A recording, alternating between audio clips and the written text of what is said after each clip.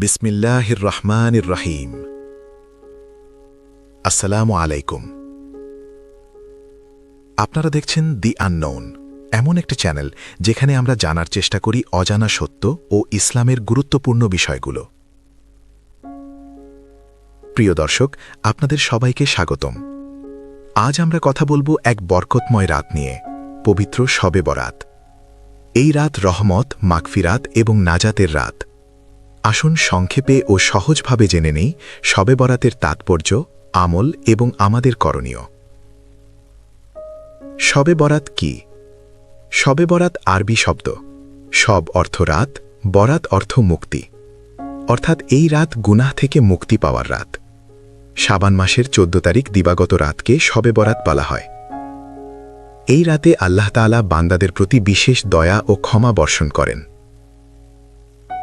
শবে বরাতের গুরুত্ব। হাদিসে এসেছে, এই রাতে আল্লাহ তাআলা আসমানের নিকটবর্তী স্তরে অবতরণ করে বান্দাদের ডেকে বলেন, কে আছো ক্ষমা প্রার্থনাকারী, আমি তাকে ক্ষমা করব। কে আছো রিজিক প্রার্থনাকারী, আমি তাকে রিজিক দেব। এই রাত আমাদের জন্য এক বিরাট সুযোগ, নিজেকে সংশোধনের, আল্লাহর দিকে ফিরে যাওয়ার। এই রাতে কি ঘটে?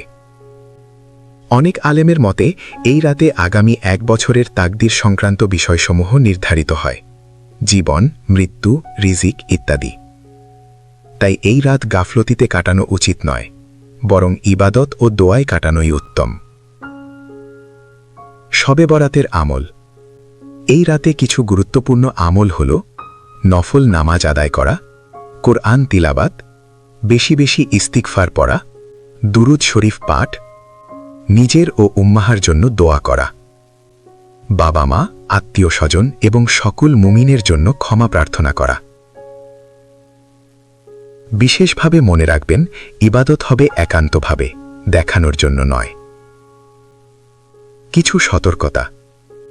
শবে বরাতে কিছু ভুল প্রচলন আছে, যেমন আতশবাজি ফোটানো, কবরস্থানে বিশৃঙ্খলা করা, নির্দিষ্ট সংখ্যায় নামাজ বাধ্যতামূলক মনে করা। ইসলাম এসব সমর্থন করে না। আমাদের ইবাদত হতে হবে কুরআন ও সুন্নাহ অনুযায়ী। আমাদের করণীয়। এই রাতে হিংসা, বিদ্বেষ, অহংকার থেকে দূরে থাকতে হবে, কারণ হাদিসে এসেছে কিছু গুনাহগার ব্যক্তি এই রাতে ক্ষমা থেকে বঞ্চিত হয়, যেমন হিংসাকার ও সম্পর্ক ছিন্নকারী। প্রিয় দর্শক, শবে বরাত আমাদের জন্য আল্লাহর পক্ষ থেকে এক মহামূল্যবান উপহার। আসুন এই রাতকে কাজে লাগাই, নিজেকে বদলাতে, আল্লাহর নিকট ফিরে যেতে।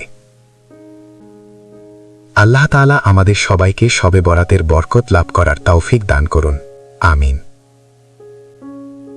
আপনি যদি এমন আরও ইসলামিক ও চিন্তা জাগানিয়া ভিডিও পেতে চান, তাহলে এখনই দি আননোন চ্যানেলটি লাইক, সাবস্ক্রাইব এবং শেয়ার করতে ভুলবেন না। পরবর্তী ভিডিওতে আবার দেখা হবে দি আননোনের সাথে।